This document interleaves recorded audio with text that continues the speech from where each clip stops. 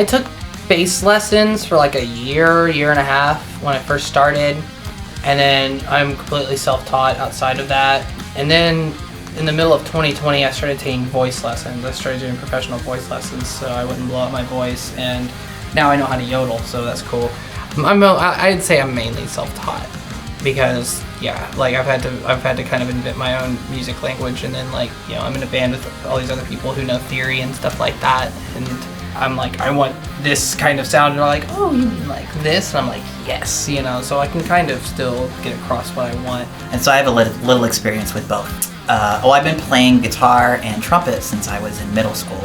When I went into high school, I went to an arts high school, like a magnet program type high school. So I was doing music every day in school for 6 years in one way or another, but not like theory stuff. I was just playing brass instruments and kind of learning how to read sheet music. And I really don't feel ultimately like my time in high school really informed me a whole lot on like my theory knowledge or anything, because most of that stuff I sought out myself, because in school we were just playing, you know, basic marches and things, you know, just kind of got grasps on like, you know, basic classical structures and melody.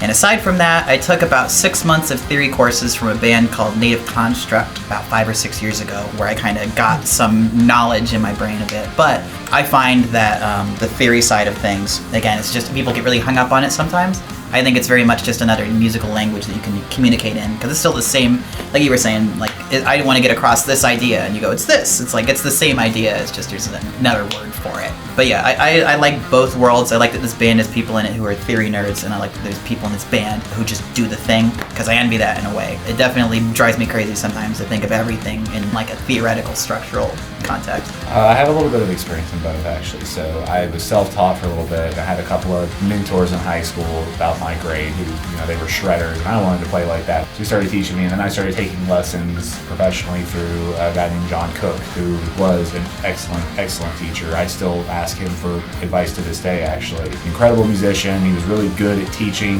You know, I've heard a lot of people have not great experiences with lessons, and it really just comes down to the teacher a lot of times. You have a good teacher, it'll just make everything so much more enjoyable. So I was fortunate to have that for a couple of years, about 2 years, I think. And then after that, I went pretty self-taught, started just kind of learn what I knew from playing with bands, playing with other people, listening to different bands, and then I got a whole new crash course on theory. When I went to high school, I took AP Music Theory. So I took 1 year of like college level music theory, and so that kind of helped me get enough foundation to play with the group. And then I got a whole other level of knowledge with theory when I started playing in Flummox, because to this day they know a lot more than I do, but I've learned a lot playing with them.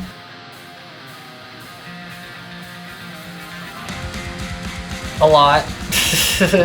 Truthfully, I've seen Primus like 3 times. I've seen Les with Sean Lennon. I mean, I started playing a 6-string bass when I was barely 16, kind of for like that whole reason. Like, I just like the idea of having like a 6-string bass that you can do chords and like weird riffs, and you have a lot more at your disposal as far as like the low end goes. And Les has this really interesting style that, while I try not to ape that style necessarily, I feel like a lot of the stuff that he does can really translate to heavier music in a way that I haven't really heard before until I started this group.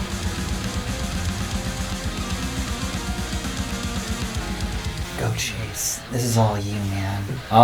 So my musical background is very interesting. I started out, I lived in a small country town and grew up on country and Christian music. And then I got into AC/DC, which got me into classic rock and then to metal, and it was a whole thing. But when I really started playing music, I was really influenced at first. I was about 17 by metalcore. I was totally like, oh, I was only dying, you know, that kind of stuff. So some of the riffs I write to this day even have a little bit of that influence. But then I really started getting into prog rock in recent years. Bands like This Town Needs Guns, for example, Chon, groups like that. I noticed that when I write a lot of riffs and things these days, it's very similar to what they do.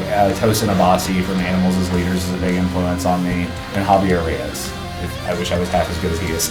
He's so good. Yeah, incredible player. My musical background? Well, funny enough, like you, I started out with like AC/DC and like hard rock stuff when I was a youngster, and then I gravitated towards heavy metal. And as my interest in heavy, aggressive music flourished, because I do really feel that metal music in particular captures a certain aggression you can't find anywhere else. I started to get into more progressive types of metal and rock music, that I felt structurally were really pushing things. My musical path has kind of been ever-changing, but there's little pieces I pick up along the way. It made a lot of sense I ended up in a place like Flummox, which is a bit of a smorgasbord all its own, because I couldn't even tell you what my favorite stuff is anymore at this point. I just kind of like things that make me feel like it's fresh or different. But yeah, very much came from metal and then into progressive music, and like from there I don't even know what it is anymore. Trash, avant-garde trash. That's kind of who I am now.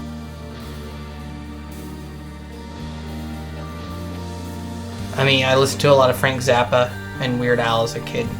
We're just as influenced by bands like Sabbath and Pink Floyd and stuff like that as we are like Monty Python and like the Whitest Kids You Know and stuff like that.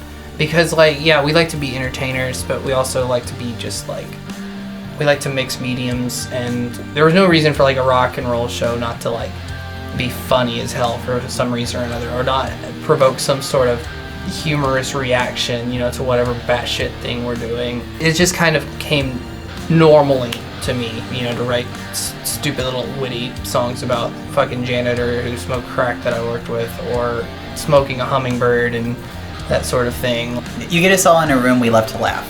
It's inevitable that that's going to make its way into our live performance. And a lot of the genres that we do or tackle within a Flummox song, like metal is inherently funny. Like whoever decided to go, oh, in music, you know, that's funny. And to be able to bring that sort of aggression, like, I think you have to have a certain sense about it. You can't take it too seriously. So, like I said, we like to laugh and we like to do a lot of ridiculous things. So it's inevitable that there's going to be a comedic element.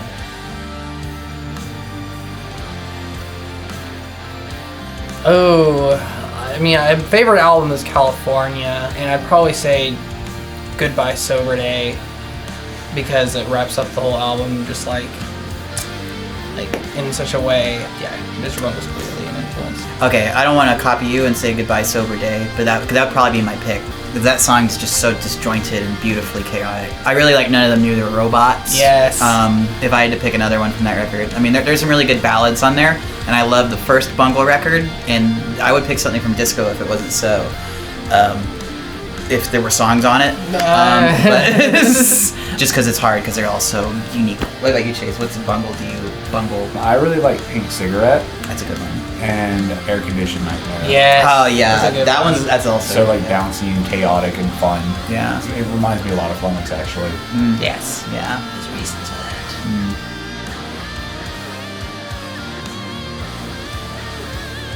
Zappa. Yeah. Probably Definitely Zappa. Zappa. Yeah, Zappa. And that's marginally at that. Mr. Bungle would definitely give him something to follow.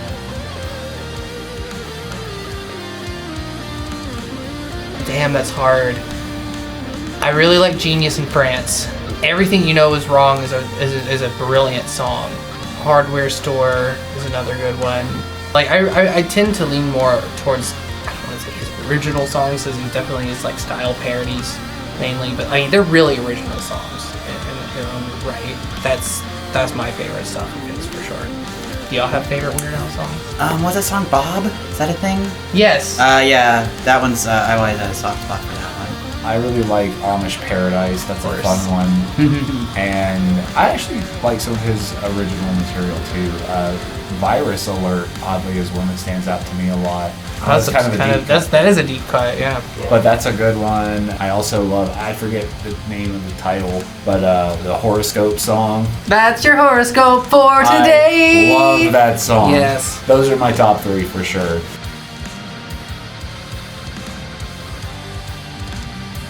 I still don't believe that happened sometimes, just because Dr. Demento is responsible for pretty much any outsider musician getting recognized. I mean, Weird Al, obviously.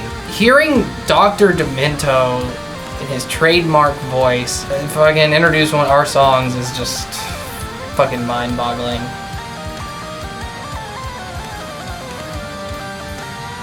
It's so vague now. It's like, yeah, I'd love to play with Frank Zappa. See. It's also like people you love and people you think wouldn't probably be good people to collaborate with. Yeah, I would love to have Jim Morrison in my bedroom, not my studio. Sure. It's just how it is. If we're talking about modern bands that I'd love to play with that are doing things now, I'd love to tour with somebody like Bentney or Sloppy Jane would be fucking awesome. You know, Devin Townsend would probably be a fun one to tour with. Oh, to tour with? Yeah. Yeah. Oh, that's a dream right there. Devin Townsend would be good to tour with. That's a big one for me. He was a hero of mine. As far as collaborating, like, if you guys were to work together on a musical level, I don't know how that would go. Because he's a very, like I said, one of those people who kind of works better on their own, I think.